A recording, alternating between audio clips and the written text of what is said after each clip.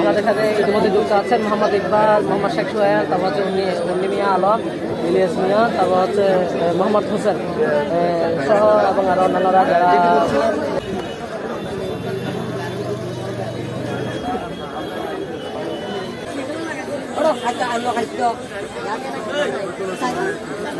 রওনা হচ্ছে কয়লা বাজারের পরে আমাদের বালু টিলের মাঝামাঝি যে ফুলটা আছে ওইখান থেকে তাকে অপহরণ করে নিয়ে আসে।